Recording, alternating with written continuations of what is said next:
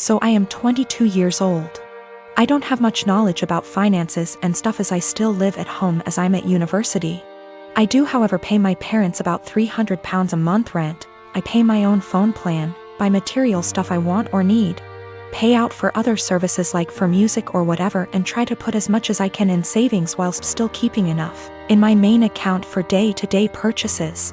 Currently, I am saving up for driving lessons and hope that if I pass decently, I can use some of my savings towards getting a car.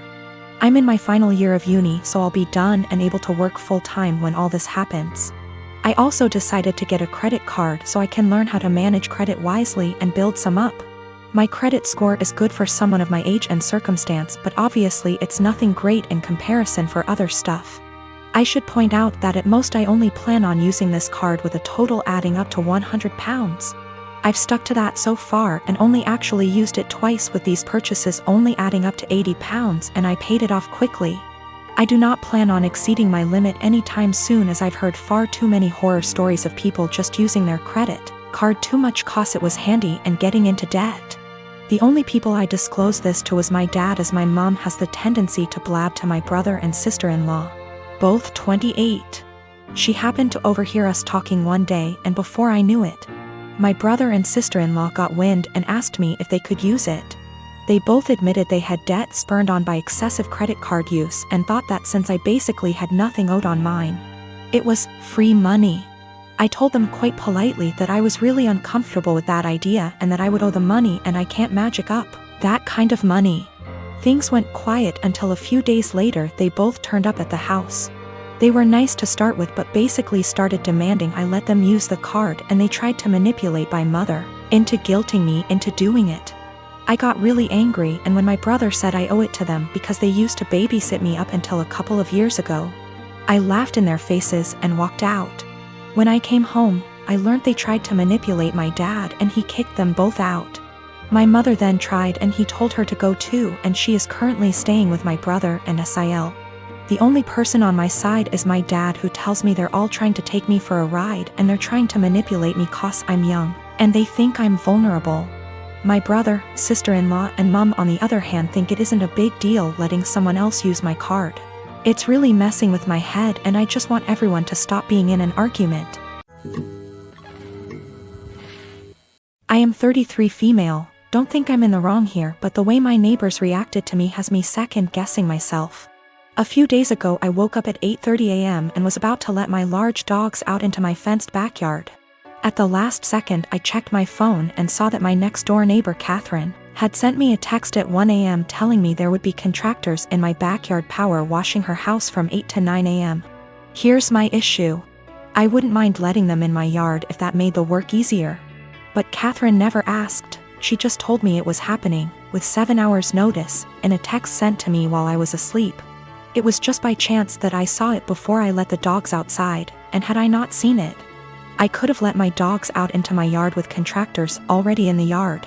One of my dogs is a very fearful dog, and while he has never bitten anyone, that is only because I work extremely hard to protect him from unwanted encounters with strangers, advocate for him and his personal space and special needs, and never let anyone get close to him without measures taken to make sure everyone is safe. He is a very loving and special dog, so this is just not a risk I'm willing to take because I want to be a responsible dog owner. My neighbors know this, and they know he's scared of pretty much any person that I don't carefully introduce him to. I also have very clear signage on all the gates. But they told the contractors they could go into my yard. Didn't ask permission, didn't wait for my answer. I felt this was an egregious overstep, and just kinda rude and entitled of them to not ask me permission, and just tell me it was happening like I had no say in the matter. I got mad and texted her back and told her that this could have a very serious safety issue and it is not okay, under any circumstances, for them to ever give anyone permission to enter my yard where my dogs could bite them. Unacceptable, and never again. Catherine's husband Jack then blew his top and told me that they didn't have any notice either. They heard from the contractor in the middle of the night and there was no time to notify me. I feel like that's not my problem, and that they should have waited to receive confirmed permission from me before telling the contractors it was okay. I really don't think I'm asking a lot here. I feel like this is an extremely reasonable request, dog issues or not. Then Jack told me that my behavior was unacceptable and that any harassment of the contractors would be dealt with, and that I was to immediately cease harassing Catherine. I never even spoke to the contractors. And I sent Catherine a total of 4 text messages that more or less said that this is a boundary they can't cross. This was unacceptable, and they are not to do it again.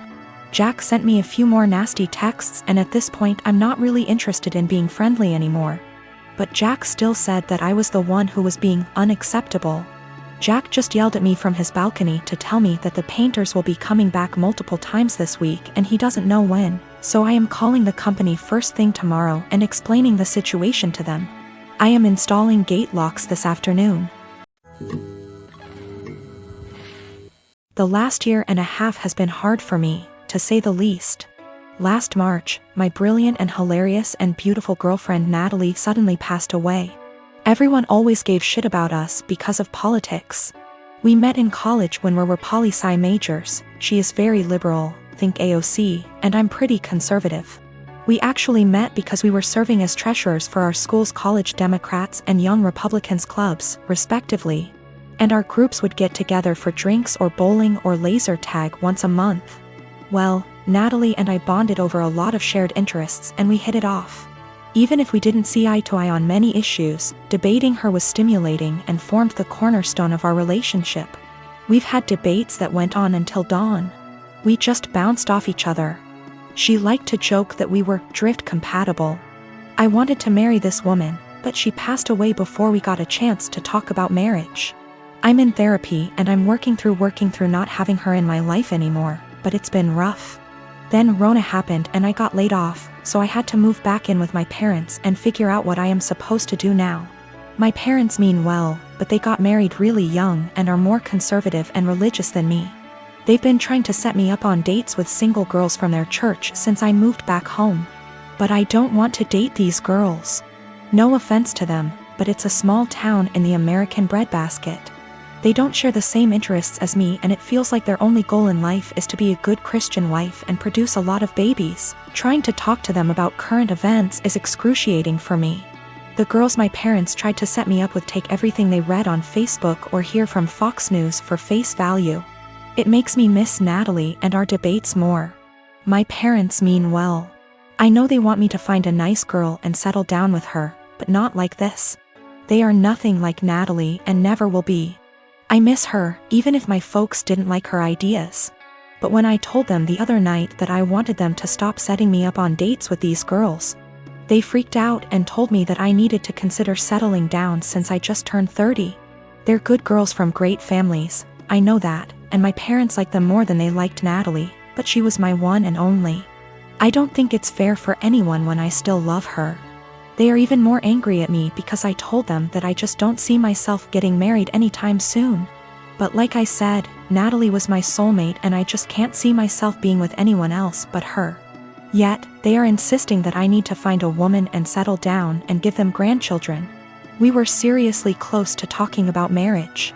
But around the time she died, it was more like how funny it would be if the bridal party wore blue and the groomsmen wore red because the bride is a Democrat. And the groom is a Republican / Romeo and Juliet deal.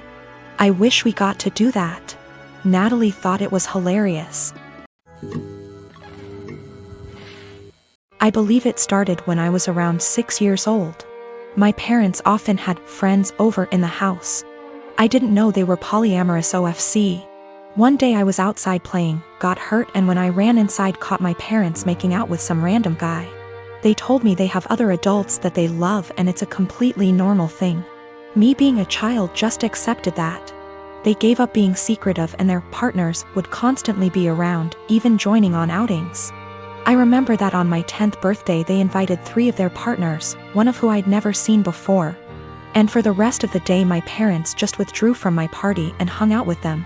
I never saw them doing anything explicit again, but they would kiss their partners, hug them, make flirty comments. Something that would be normal between parents but with many more people. Sometimes I came home from school and my parents were gone and there was some random adult in our house. Some of them seemed surprised that my parents even had a child. I always hated it, but since my parents had told me this was normal, I assumed many adults probably did similar things and that it's just an adult thing all kids hate. Later they had less partners and eventually seemed to stop. Not that I'd know for sure. I moved out with 17. I didn't think about it anymore. A year ago I started therapy, other reasons. As usual, the topic of my upbringing came up and it brought back many feelings I wasn't aware of. I realized that although my parents were always good to me, I had never really felt close to any of them and still have a lot of resentment that they made me feel like I had to compete for my parents' attention with random strangers. A while ago, I visited them and they told me they are going to take part in a documentary about polyamorous families, and that the producers would like to include interviews with the children. So they would love if I could agree and tell everyone that polyamory doesn't mess kids up. All my resentment bubbled up and I said that I cannot agree because I would not be able to say anything positive. My parents looked shocked. I had never brought this up before, and asked why, and I unloaded all that I always felt pushed aside. We barely had any family time without strangers intruding. It turned into an argument and I became loud and yelled that the truth is it did me up and they shouldn't have had a child. My mother cried and my father said I should probably leave. So I left and was shaken up for the rest of the week, but also felt regret because I've never made my mom cry before. Later my father sent me a message that was like, "We are sorry you feel that way. Can we have a calm discussion about this soon?" Even though I tried to, it's like I can't reply. This argument brought something very emotional up in me.